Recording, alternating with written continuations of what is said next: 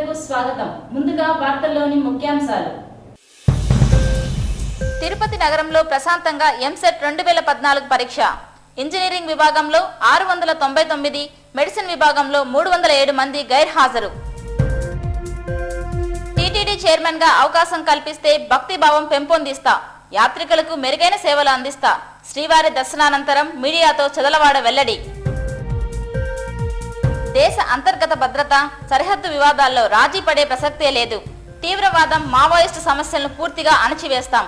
భాజపా జాతీయ నేత చంద్రశేఖర్ రావు. టీటీడీ అనాలోచిత నిర్ణయాలు, భద్రతా సిబ్బందికి భక్తుల వసతి గృహాలు కేటాయింపు, భక్తులకు తప్పని కొండంత కష్టాలు. పోలీసుల తనిఖీల్లో పట్టుబడ్డ 22 మంది ఎర్ర కూలీలు, లారీతో సహా 31 ఎర్రచందనం దొంగలు స్వాధీనం. ఇంజనీరింగ్, వ్యవసాయ, వైద్య విద్యలో ప్రవేశాల కోసం నిర్వహించే ఉమ్మడి పరీక్ష ఎంసెట్ 2014 గురువారం రాష్ట్ర వ్యాప్తంగా ప్రశాంతంగా ముగిసింది. ఇందులో భాగంగా కట్టుదిట్టమైన భద్రత నడుమ తిరుపతిలో ఎంసెట్ ఇంజనీరింగ్ పరీక్ష ఉదయం 10 నుంచి మధ్యాహ్నం 1 గంట వరకు ప్రశాంతంగా జరిగింది. తిరుపతి రీజన్ పరిధిలో ఎంసెట్ కోఆర్డినేటర్ పద్మనాభరావు ఆధ్వర్యంలో 19 కేంద్రాల్లో పరీక్షను సజావుగా నిర్వహించారు.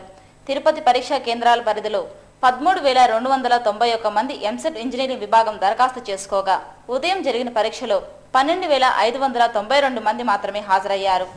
699 మంది గైర్హాజరయ్యారు. అదేవిధంగా మధ్యాహ్నం 2:30 గంటల నుంచి 5:30 గంటల వరకు జరిగిన మెడిసిన్ పరీక్షకు 4,619 మంది హాజరు కావాల్సి ఉండగా 4,312 మంది మాత్రమే హాజరయ్యారు. 307 మంది గైర్హాజరయ్యారు. పరీక్షా కేంద్రాల వద్ద 144 సెక్షన్ అమలయ్యింది. ఎంసెట్ పరీక్ష నిర్వహణలో 25 మంది పరిశీలకులతో పాటు 2,000 మంది సిబ్బంది సేవలు అందించారు.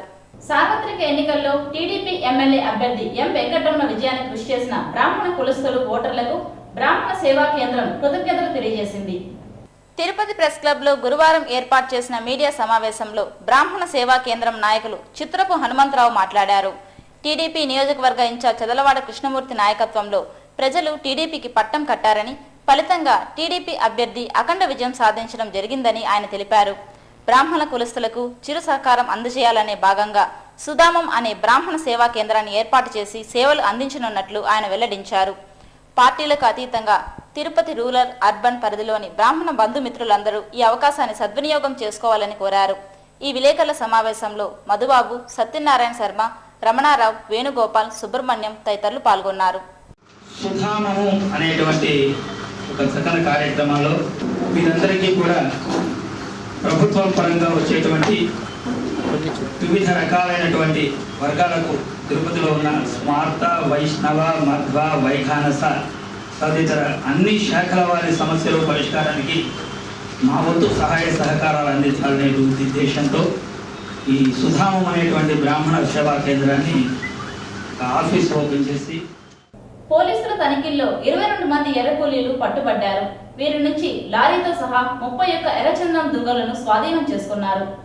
రేణిగుంట వద్దనున్న ఓ ప్రైవేట్ ఇంజనీరింగ్ కళాశాల ఎదురుగా 150 బైపాస్ రోడ్లో గాజులమన్యం పోలీసులు వాహనాలు తనిఖీ చేపడుతుండగా ఎర్రచందనం దుంగలను తరలిస్తున్న ఓ లారీ అతివేగంగా పోలీసులపైకి దూసుకొచ్చింది. వెంటనే అప్రమత్తమైన పోలీసులు ఆ వాహనాన్ని వెంబడించి లారీని అదుపులోకి తీసుకున్నారు. ఇందులో 22 మంది ఎర్ర కూలీలు, 31 ఎర్రచందనం దొంగలు ఉన్నట్లు పోలీసులు గుర్తించారు. ఈ మేరకు నిందితులను తిరుపతి 4వ అదనపు జూనియర్ సివిల్ జడ్జి కోర్టులో గురువారం ప్రవేశపెట్టగా న్యాయమూర్తి 15 రోజులు రిమాండ్కు ఆదేశించారు. నిందితులను కడప సెంట్రల్ జైలుకు తరలించారు. మున్సిపల్, నగరపాలక, ఎంపీటీసీ, జడ్పీటీసీ, శాసనసభ, లోక్సభ ఇలా వరుస ఎన్నికలు జరిగాయి. ఇవి అయిపోయి ప్రజలు, నాయకులు ఊపిరి పీల్చుకోకముందే జిల్లాలో 2 ఎమ్మెల్సీ స్థానాలకు ఎన్నికలు జరగనున్నాయి. సార్వత్రిక పోరు జరిగి ఫలితాలు వెల్లడైన నేపథ్యంలో మరోసారి జిల్లాలో ఎన్నికల వాతావరణం వేడెక్కనుంది. స్థానిక సంస్థల కోటా నుంచి 2 ఎమ్మెల్సీలను ఎన్నుకోవాల్సి వస్తోంది. మే నెలలో జరిగిన సార్వత్రిక ఎన్నికల్లో మదనపల్లి అసెంబ్లీ స్థానం నుంచి ఎన్నికైన తిప్పారెడ్డి ఇప్పటికే ఎమ్మెల్సీగా కొనసాగుతున్నారు. ఆయన శాసనసభకు ఎన్నికైనందున మండలి పదవికి రాజీనామా చేయాల్సి ఉంది. పదవీకాలం ముగియడంతో జయచంద్ర నాయుడు స్థానం ఖాళీ అవుతోంది. ఈ 2 స్థానాలకు ఎన్నికలు నిర్వహించాల్సి ఉంటుంది. ఈ 2 స్థానిక సంస్థల కోటాకు చెందినవి. మున్సిపల్, పరిషత్ ఎన్నికలు జరిగినప్పటికీ ఇంకా కార్యవర్గాలు కొలువు తీరలేదు. స్థానిక సంస్థల కోటా, ఎమ్మెల్సీ ఎన్నికల్లో వీరందరికీ ఓటు హక్కు ఉంటుంది. కొత్తగా ఎన్నికైన సభ్యులు కొలువు తీరిన వెంటనే 2 ఎమ్మెల్సీలను ఎన్నుకునే బాధ్యత వారిపై ఉంది. ఇటీవల వెల్లడైన స్థానిక సంస్థల ఎన్నికల ఫలితాల్లో తెదేపా అత్యధిక స్థానాలు కైవసం చేసుకుని ఊపు మీదున్న ఆ పార్టీ శ్రేణులు జిల్లాలో ఖాళీ అవుతున్న 2 ఎమ్మెల్సీ స్థానాలను దక్కించుకునేందుకు ఉత్సాహం చూపుతున్నారు. కాగా ఎమ్మెల్సీ స్థానాల నుంచి ఎన్నికల బరిలో దిగేందుకు తెదేపా తరపున అత్యధికంగా ఆశావహులు ఉన్నట్లు తెలిసింది. ఇప్పటికే పార్టీ అధినేత నారా చంద్రబాబు నాయుడుకు తమ మనోగతాన్ని వివరించినట్లు సమాచారం. తెలుగుదేశం పార్టీ అధినేత తమ నాయకుడు చంద్రబాబు నాయుడు అవకాశం కల్పిస్తే తిరుమలలో భక్తిభావం పెంపొందించడానికి, యాత్రికులకు మెరుగైన సేవలు అందించేందుకు కృషి చేస్తారని తెలుగుదేశం పార్టీ తిరుపతి నియోజకవర్గ ఇన్ఛార్జ్ చంద్రవాడ కృష్ణమూర్తి పేర్కొన్నారు. గురువారం ఉదయం విరామ సమయంలో కుటుంబ సమేతంగా ఆయన శ్రీవారిని దర్శించుకున్నారు. ఆలయ అధికారులు చదలవాడకు దర్శన ఏర్పాట్లు చేసి స్వామివారి ప్రసాదాలను అందజేశారు. అనంతరం ఆయన మీడియాతో మాట్లాడుతూ చంద్రబాబు నాయకత్వంలో రాష్ట్రం అన్ని రంగాల్లో అభివృద్ధి సాధిస్తుందన్న నమ్మకం తనకు ఉందన్నారు. శ్రీవారి ఆశీస్సుల వల్లే బాంబు దాడుల నుంచి చంద్రబాబుతో బ్రతికి బయటపడ్డామని చెప్పారు. ధర్మక్షేత్రంలో ధర్మాన్ని నిలపడానికి ఏడుకొండల వెంకటేశ్వర స్వామి తనకు శక్తిని ఇవ్వాలని ప్రార్థించానని చెప్పుకొచ్చారు. 57 నుంచి వస్తా ఉన్న కొండకి ఈ రోజు వరకు నన్ను దర్శనానికి వెళ్ళినప్పుడు కానీ దర్శనం జరగకుండా కానీ ఎప్పుడు జరగల. ఆయన పిలవాల దర్శనం కావాలంటే చాలామందికి తెలియదు అన్నమాట. ఆయన దీవెన కోసం నేను ఈ ఊరు వచ్చా. ఆయన పాదాల చెంత నేను జీవించా. బ్లాస్ట్లో మా నాయకుడు చంద్రబాబు నాయుడుతో కలిసి కారులో ఉన్నాను నేను. ఆయన బ్రతికించాడు నన్ను. మీ ముందు నిలబడి మాట్లాడే శక్తిని ఆయన ఇచ్చాడు నాకు. నేను ఎక్కడున్నా ధర్మచింతంతో ఉండాలని, ధర్మంగా జీవించాలని, వారు అలాంటి శక్తిని నాకు ప్రసాదించాలని కోరుకునేటటువంటి తత్వం ఉన్నవాడిని. పరిపాలనా దక్షిస్తున్నటువంటి చంద్రబాబు నాయుడు గారి నాయకత్వంలో ఈ 10 ఏళ్ళు ఏమేమి జరిగాయో, ఏ విధంగా జరిగాయో ప్రత్యక్ష సాక్షులు మీరు, మీ మీడియా. భక్తిభావాన్ని పెంచేదానికి, వచ్చిన యాత్రికులకి సేవలు అందించేదానికి, మా అధ్యక్షుడు ఆదేశానుసారం ఆయన నాకు అవకాశం ఇస్తే ఇవన్నీ జరిపించేదానికి శక్తినివ్వమని నేను నమ్ముకున్న దైవాన్ని తిరుమల నుంచి నేను ప్రార్థిస్తున్నా. అంతకన్నా నేను చెప్పేది ఏం లేదు. అదేవిధంగా నర్సారావుపేట తెలుగుదేశం పార్టీ ఎంపీగా గెలుపొందిన రాయపాటి సాంబశివరావు గురువారం విరామ సమయంలో తిరుమల శ్రీవారిని దర్శించుకున్నారు. ఆలయ అధికారులు ఆయనకు దర్శన ఏర్పాట్లు చేశారు. ఆలయం వెలుపల ఆయన మీడియాతో మాట్లాడుతూ స్వామివారి ఆశీస్సులు ఉంటేనే తిరుమలలో పదవులు వస్తాయన్నారు. చంద్రబాబు నాయుడు మనస్సులో ఏముందో తమకు తెలియదని స్పష్టం చేశారు. టీటీడీలో ఉన్నత పదవిని మీరు ఆశిస్తున్నారా అన్న పాత్రికేయుల ప్రశ్నకు మాత్రం కోరికలు అందరికీ ఉండొచ్చని, అవి నెరవేరాలి కదా అంటూ రాయపాటి దాటవేశారు. మీరు అది స్వామివారిని అడగాలి, చంద్రబాబు గారిని అడగాలి. స్వామివారి ఆశీస్సులు ఉంటేనే ఎవరికైనా ఇక్కడ పదవి వస్తుంది. అదేవిధంగా చంద్రబాబు నాయుడు గారు కూడా ఆయన మనసులో ఉందో మాకు తెలియదు, మేము అడగలేదు. కోరుకుంటే అందరూ అన్ని కోరికలు అందరూ జరుగుతాయని. జగన్ గారు ఎందుకు చర్చలు జరిపారు మీకు తెలుసు కదా. వారి మీద కేసులు ఉన్నాయి. ఆ కేసులు ఫాస్ట్గా జరగకుండా స్లోగా వీళ్ళంత వరకు మాఫ్ చేయడానికి అడుగుంటారు తప్పితే వేరే విధంగా లేదు. ఇవాళ బీజేపీకి క్లియర్ మెజారిటీ ఉంది. ఇంజనీరింగ్, వ్యవసాయ, వైద్య విద్యలో ప్రవేశాల కోసం నిర్వహించే ఉమ్మడి పరీక్ష ఎంసెట్ 2014 గురువారం రాష్ట్ర వ్యాప్తంగా ప్రారంభమైంది. ఇందులో భాగంగా కట్టుదిట్టమైన భద్రత నడుమ తిరుపతిలో ఎంసెట్ మెడిసిన్ పరీక్ష ఉదయం 10 గంటల నుంచి మధ్యాహ్నం 1 గంట వరకు ప్రశాంతంగా జరిగింది. తిరుపతి రీజన్ పరిధిలో ఎంసెట్ కోఆర్డినేటర్ పద్మనాభరావు ఆధ్వర్యంలో 19 కేంద్రాల్లో పరీక్షను సజావుగా నిర్వహించారు. తిరుపతి పరీక్షా కేంద్రాల పరిధిలో 13,291 మంది ఎంసెట్ మెడిసిన్ విభాగం దరఖాస్తు చేసుకోగా ఉదయం జరిగిన పరీక్షలో 12,592 మంది మాత్రమే హాజరయ్యారు. 699 మంది గైర్హాజరయ్యారు. పరీక్షా కేంద్రాల వద్ద 144 సెక్షన్ అమలైంది. మెడిసిన్ పరీక్ష నిర్వహణలో 25 మంది పరిశీలకులతో పాటు 2,000 మంది సిబ్బంది సేవలందించారు. అదేవిధంగా మధ్యాహ్నం 2:30 నుంచి సాయంత్రం 5:30 వరకు ఎంసెట్ ఇంజనీరింగ్ విభాగంలో పరీక్ష జరగనుంది. దేశ అంతర్గత భద్రత, సరిహద్దు విషయంలో రాజీ పడే ప్రసక్తే లేదని బీజేపీ భద్రతా వ్యవహారాల కమిటీ జాతీయ కన్వీనర్ చంద్రశేఖరరావు పేర్కొన్నారు. గురువారం తిరుపతి ప్రెస్ క్లబ్లో జరిగిన మీడియా సమావేశంలో ఆయన మాట్లాడారు. 10 ఏళ్ల సుదీర్ఘ కాలం తర్వాత అధికారంలోకి బీజేపీ వచ్చిందని అన్నారు. ప్రజల ఆకాంక్షలకు అనుగుణంగా సమర్థవంతమైన పాలన అందించేందుకు కృషి చేస్తామని తెలియజేశారు. జాతీయ భద్రతకు సంబంధించిన విషయాల్లో రాజీ పడబోమని ఆయన స్పష్టం చేశారు. గత యూపీఏ ప్రభుత్వం అవలంబించిన విధానాలతో సరిహద్దు వివాదాలు, అంతర్గత భద్రత వంటి సమస్యలు తలెత్తాయని విమర్శించారు. దేశంలోని వివిధ ప్రాంతాల్లో సుమారు 3 కోట్ల మంది అక్రమ వలసదారులు ఉన్నారని, వీరిని ఉపేక్షిస్తే జాతీయ భద్రతకు పెను సవాలుగా మారే ప్రమాదం ఉందని ఆయన అభిప్రాయపడ్డారు. తీవ్రవాదం, మావోయిస్టులను అణిచివేసేందుకు తగిన చర్యలను మోదీ నాయకత్వంలోని ఎన్డీఏ ప్రభుత్వం తీసుకుంటుందని తెలిపారు. సీమాంధ్ర రాష్ట్ర రాజధాని ఆర్థిక వ్యవస్థ మెరుగుపరిచేందుకు తగిన ప్రణాళికలతో ముందుకు వెళ్లనున్నట్లు చెప్పారు. ఈ విలేకరుల సమావేశంలో బీజేపీ నాయకులు సామంచి శ్రీనివాస్, భాస్కర్, ఎంఆర్ రాజా, విశ్వనాథ్, కుమార్, వెంకటరెడ్డి తదితరులు పాల్గొన్నారు. కొత్త రాష్ట్రాలు మన దగ్గర ఏర్పడిన తర్వాత అనేక ఆశలు ఈరోజు ముఖ్యంగా ఆంధ్రప్రదేశ్ ప్రజలకు కూడా ఉన్నాయి.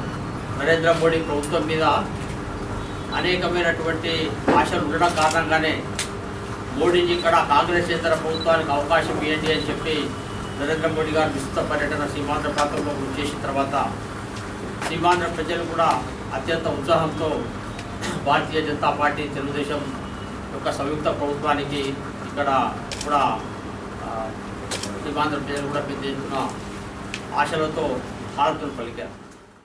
తెలుగుదేశం పార్టీ జిల్లా స్థాయి నాయకుల, కార్యకర్తల సర్వసభ్య సమావేశం తిరుపతిలో జరగనుంది. స్థానిక రామానాయుడు కళ్యాణ మండపంలో శుక్రవారం ఉదయం సర్వసభ్య సమావేశం ప్రారంభం కానుంది. ఇందుకు సంబంధించిన ఏర్పాట్లను తెలుగుదేశం పార్టీ నగర నాయకులు పూర్తి చేశారు. తెలుగుదేశం పార్టీ గెలుపుకు కృషి చేసిన నాయకులను, కార్యకర్తలను ఈ సమావేశంలో ప్రత్యేకంగా అభినందించనున్నారు. ఈ నెల 27, 28 తేదీల్లో హైదరాబాద్లో జరగనున్న మహానాడుకు జిల్లా నుంచి నాయకులు, కార్యకర్తలు తరలి వెళ్లే దానిపై కూడా సర్వసభ్య సమావేశంలో చర్చించనున్నారు. తిరుపతి ఎమ్మెల్యేగా గెలుపొందిన వెంకటరమణ సమావేశంలో నాయకులు, కార్యకర్తలను ఉద్దేశించి ప్రసంగిస్తారు. బీసీలకు తొలిసారిగా దేశ ప్రధాని పదవి చేపట్టే అవకాశం లభించడం పట్ల బీసీ సంఘం నాయకులు కరాటే చంద్ర హర్షం వ్యక్తం చేశారు. తిరుపతి ప్రెస్ క్లబ్ లో గురువారం జరిగిన మీడియా సమావేశంలో కరాటే చంద్ర మాట్లాడారు. స్వాతంత్ర్యం వచ్చిన 67 సంవత్సరాల తర్వాత తొలిసారి బీసీ వర్గానికి చెందిన నరేంద్ర మోడీని ప్రధాన పదవికి ఎంపిక చేసిన బీజేపీ, అలాగే ఆంధ్రప్రదేశ్ అవతరించిన 58 సంవత్సరాల తర్వాత ఉప ముఖ్యమంత్రి పదవిని ప్రకటించిన టీడీపీకి ఆయన కృతజ్ఞతలు తెలియజేశారు. మహాత్మా జ్యోతిరావు పులే కలలు కన్న బీసీ రాజ్యాధికారాన్ని సాకారం దిశగా పయనిస్తున్న పార్టీలు భారతీయ జనతా పార్టీ, తెలుగుదేశం పార్టీ మాత్రమేనని పేర్కొన్నారు. ఈ విధానం దశల వారీగా దేశంలోని అన్ని రాష్ట్రాల్లోనూ రాజకీయ అధికారాన్ని వికేంద్రీకరణ చేయాలని ఆయన డిమాండ్ చేశారు. ఈ విలేకరుల సమావేశంలో town bank director Munramayya, Anitha, Hema, Prasad, Subrahmanyam, Chinna, Ramurthy తదితరులు పాల్గొన్నారు.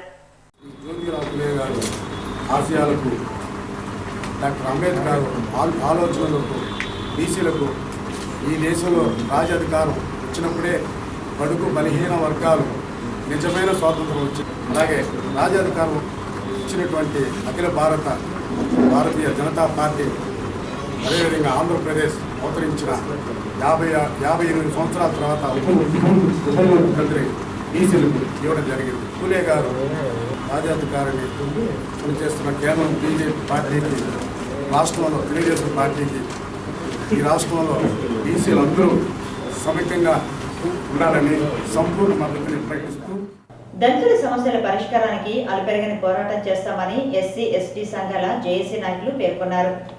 గురువారం అంబేద్కర్ భవన్ లో ఎస్సీ, ఎస్టీ సంఘాల జేఏసీ నాయకుల సమావేశం జరిగింది. అనంతరం నాయకులు పరమశివం మీడియాతో మాట్లాడుతూ ఎస్సీ, ఎస్టీ సంఘాలను అన్నింటినీ ఒక గొడుగు కిందకి తీసుకొచ్చి సమస్యల పరిష్కారానికి పోరాటం చేయాలని జేఏసీగా ఏర్పడటం జరిగిందని తెలిపారు.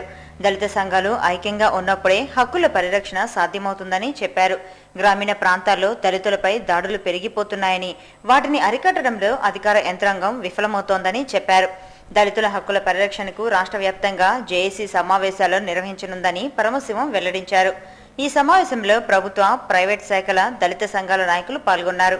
మనం గవర్నమెంట్ నుంచి తీసుకెళ్లేటువంటి కార్యక్రమాలన్నీ కూడా ఈ జేఏసీ తరఫున తీసుకెళ్తే కనుక బాగుంటుంది అనేటువంటిది ఆలోచనతో ఈ జేఏసీ పెట్టాలనే ఆలోచనని మన పెద్దలంతా కూడా వ్యక్తపరిచారు. ఈ జేఏసీ ఏంటంటే ఎవరు ఆర్గనైజేషన్ వాళ్ళకు ఉన్నది, ఆ ఆర్గనైజేషన్ ఇండిపెండెంట్గా గవర్నమెంట్తో ఫైట్ చేయడం కానీ, లేకపోతే ప్రభుత్వానికి ఆ విషయాలు చెప్పడం కానీ చేస్తే కనుక దానికి ఒక సార్థకత లేకుండా ఉన్నది. అందుకని అన్ని ఆర్గనైజేషన్స్ని, RTC, electricity, banks, LIC, state government, TTD, education institutions అన్నీ కూడా ఎస్సీ, ఎస్టీ ఆర్గనైజేషన్స్ అన్నీ కూడా ఒక చోటకు చేర్చి మనము ఒక మాటతో కనుక మాట్లాడితే కనుక గవర్నమెంట్ కూడా మనం రెప్యుటేషన్ బాగుంటుంది అనేది ఆలోచనతో స్విమ్స్ ఆసుపత్రిలో కార్మికులకు అన్ని సౌకర్యాలు కల్పిస్తున్న డైరెక్టర్ తన వేధింపులకు గురి చేస్తున్నారని స్విమ్స్ కాంట్రాక్టర్ ఆరోపించారు. గత 15 ఏళ్లుగా స్విమ్స్ ఓపీడీ విభాగంలో కాంట్రాక్ట్ తగ్గించుకొని కార్మికుల చేత విధులు నిర్వహిస్తున్నట్లు గుత్తేదారు నాగార్జున రెడ్డి తెలిపారు. గురువారం తిరుపతి ప్రెస్ క్లబ్ లో జరిగిన మీడియా సమావేశంలో ఆయన మాట్లాడుతూ కార్మికులకు జీతభత్యాలు, ఈఎస్ఐ, పీఎఫ్ వంటి అన్ని సౌకర్యాలను బ్యాంకు ద్వారా చెల్లిస్తున్నట్లు పేర్కొన్నారు. ఆయన స్విమ్స్ డైరెక్టర్ డాక్టర్ వెంగమ్మ తన పట్ల అకారణంగా వేధింపులకు పాల్పడుతోందని ఆరోపించారు. డైరెక్టర్ అనుయాయుడైన జిఎం మోహన మురళిని కాపాడుకునే నిమిత్తంలో ఆమె పడరాని పాటలు పడుతోందని విమర్శించారు. ఇకనైనా వేధింపులు మానుకోకపోతే స్విమ్స్ డైరెక్టర్ ఆగడాలపై రాష్ట్ర గవర్నర్ నరసింహన్ కు ఫిర్యాదు చేస్తానని హెచ్చరించారు. నీకు వాటర్ కేర్సిటీ ఉంది, తిరుపతిలో వాటర్ కేర్సిటీతో నీళ్లు లేక అల్లాడుతున్నాం. ఒక్కో టైంలో ఆపరేషన్ థియేటర్లో ఓటీలో నిలిచిపోతున్నాయి. అటువంటి సౌకర్యం ఉందని ఏదో మాకు తులమో పొలమో సహాయం చేయాలనే ఉద్దేశంతో నేను టీటీడీ ఈఓ పేరు మీద ఒక ట్రాక్టర్ కొనిస్తే దాన్ని కూడా నువ్వు యూటిలైజ్ చేసుకోలేకుంటావు. యూటిలైజ్ చేసుకోలేకపోతే రోడ్డు మీద ఒక మున్సిపాలిటీకో ఇంకో టీటీడీ ఈఓ పేరు మీద రిజిస్ట్రేషన్ టీటీడీకో రివర్స్ చేసే నీకు అవసరం లేకపోతే అంత కక్ష సాధింపు సరే నీకు ఏ విధంగా అవసరము. తిరుపతి రియా ఆసుపత్రిలో జరుగుతున్న అవినీతి భాగోతాలను తెలుగుదేశం పార్టీ అధినేత చంద్రబాబు నాయుడు దృష్టికి తీసుకెళ్లనున్నట్లు ఐఎన్టీయూసీ అనుబంధ విభాగమైన రియా 4వ తరగతి ఉద్యోగుల సంఘం నాయకులు గురువయ్య వెల్లడించారు. రియా ఆసుపత్రిలోని ఐఎన్టీయూసీ కార్యాలయంలో ఏర్పాటు చేసిన సమావేశంలో ఆయన మాట్లాడారు. రియాలో మానవత్వం మంటగలిసి దోపిడీ వ్యవస్థ పెరిగిపోయిందని ఆవేదన వ్యక్తం చేశారు. ఉన్నత పదవులు అలంకరించిన వారికి బదిలీలు చేసినా అదే స్థానంలో కొనసాగుతున్నారని ఆరోపించారు. అధికారులు అవినీతి పెరిగిపోవడం వల్ల రోగులకు మెరుగైన సదుపాయాలు దరిచేరటం లేదన్నారు. ఆసుపత్రిలో రోగుల సంఖ్యకు అనుగుణంగా 4వ తరగతి సిబ్బంది లేకపోవడంతో సమస్యలు ఉత్పన్నమవుతున్నాయని చెప్పారు. రియాలో నెలకొన్న సమస్యల పరిష్కారానికి అవసరమైతే ఆందోళన కార్యక్రమాలు చేపడతామని స్పష్టం చేశారు. ఈ సమావేశంలో ఐఎన్టీయూసీ నాయకులు సుబ్రహ్మణ్యం, సెల్వరాజ్, గంగరాజు, హరికుమార్, వెంకటరమణ తదితరులు పాల్గొన్నారు. మనిషిని దోచుకునే ఈ దోపిడీ వ్యవస్థ విపరీతంగా పెరిగిపోయింది. అవినీతి, అక్రమాలు, దోపిడీలు, లంచగొండితనాలు మొత్తం దాదాపు పెరిగిపోయినాయి. అదేవిధంగా ఈ ఆసుపత్రుల్లో ఉన్నటువంటి అధికారులు, క్లర్కులు, ఆఫీసర్లు వాళ్ళకి ట్రాన్స్ఫర్లు వచ్చినా, ప్రమోషన్లు వచ్చినా ఇక్కడి నుంచి కదలడం లేదు. అందువల్ల ఏంటంటే ఇక్కడ ఉన్నటువంటి సమస్యలు పెరగడమే కాకుండా అవినీతి విపరీతంగా పెరిగిపోతుంది. అందువల్ల ఈ విషయం మీద మేము మీటింగ్ ఏర్పాటు చేసుకుని ఈ విషయాలన్నింటి మీద కూడా మరి చంద్రబాబు నాయుడికి తెలియజేయాలని చెప్పి మేము కోరుకుంటున్నాం. అదేవిధంగా చంద్రబాబు నాయుడు ఈ విషయం మీద స్పష్టంగా తెలియజేయడం జరిగింది. క్యాన్సర్ లాంటి ఈ అవినీతిని నిర్మూలిస్తానని చెప్పి కూడా తెలియజేయడం జరిగింది. అదేవిధంగా ఈ హాస్పిటల్కి సంబంధించి ఉన్నటువంటి సమస్యలు దాదాపు చాలా ఉన్నాయి. కెనరా బ్యాంకు సహకారంతో కెన్ఫిన్ హోమ్ నూతన శాఖ తిరుపతి నగరంలో ప్రారంభమైంది. గురువారం ఉదయం ఎస్బీఐ కాలనీలో ఈ నూతన శాఖను తిరుపతి బిల్డర్స్ అసోసియేషన్ నాయకులు గోపీనాథ్ ప్రారంభించారు. అనంతరం కెన్ఫిన్ హోమ్స్ మేనేజింగ్ డైరెక్టర్ ఇలాంగో మీడియాతో మాట్లాడారు. 22 రాష్ట్రాల్లో 150 పట్టణాల్లో తమ శాఖలు ప్రజలకు విశేష సేవలు అందిస్తున్నాయని చెప్పారు. ఆంధ్రప్రదేశ్లో 91వ శాఖను తిరుపతిలో ప్రారంభించడం సంతోషంగా ఉందన్నారు. కెనరా బ్యాంక్ అనుసంధానంతో కెన్ఫిన్ హోమ్ సంస్థ తన కార్యకలాపాలను కొనసాగిస్తుందని తెలిపారు. గృహ నిర్మాణాల విభాగంలో తక్కువ వడ్డీ రేట్లకు రుణ సదుపాయం కల్పిస్తున్నట్లు ఆయన వెల్లడించారు. అదేవిధంగా అపార్ట్మెంట్లలో ప్లాట్లు కొనుగోలు చేయదలిచిన ప్రభుత్వ, ప్రైవేట్ రంగ సంస్థల ఉద్యోగులకు కెన్ఫిన్ హోమ్స్ ఆకర్షణీయమైన వడ్డీ రేట్లతో రుణాలు మంజూరు చేసి ప్రోత్సహిస్తోందని అన్నారు. తమ సంస్థ సేవలను తిరుపతి నగర ప్రజలు సద్వినియోగం చేసుకోవాలని కోరారు. ఈ కార్యక్రమంలో కెన్ఫిన్ హోమ్స్ తిరుపతి శాఖ మేనేజర్ చంద్రబాబు తదితరులు పాల్గొన్నారు. Canfin Homes is sponsored by Canara Bank.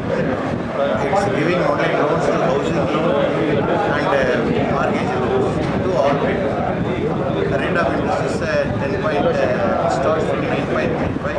Whatever we will think, you can come and approach our ఈ విధాలుగా కాస్ట్ ఫ్యాక్టర్ చాలా పెరిగిపోయింది. ఈ కాస్ట్ ఫ్యాక్టర్ పెరగాలంటే మన బ్యాంక్ ఫైనాన్షియల్ సెక్టర్ నుంచి సపోర్ట్ తీసుకోవాలి. ఈ ఫైనాన్షియల్ సపోర్ట్ లేకుండా కానీ మీరు తీసుకోవడము చాలా మంది ఇబ్బందికరంగా ఉంటుంది.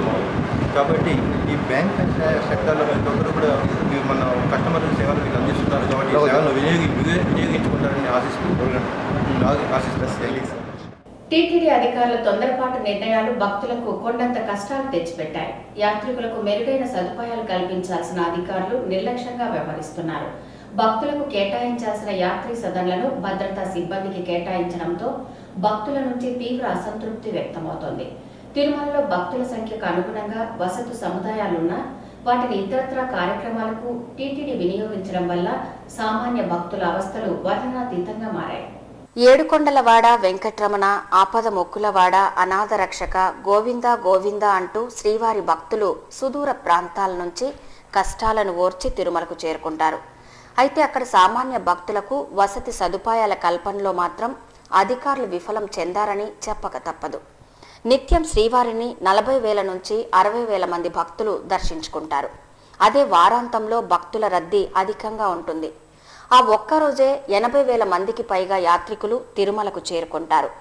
తిరుమలలో భక్తుల రద్దీకి అనుగుణంగా వసతి సదుపాయాల ఏర్పాటులో టీటీడీ యాజమాన్యం ప్రత్యేక చొరవ తీసుకుంది. నిత్యం తిరుమలలో 35,000 మంది శ్రీవారి భక్తులకు వసతి సదుపాయాలను టీటీడీ కల్పిస్తోంది. అయితే మిగతా 20,000 మందికి వసతిని కల్పించడంలో విఫలం చెందిందన్న విషయం బహిరంగ సత్యమే.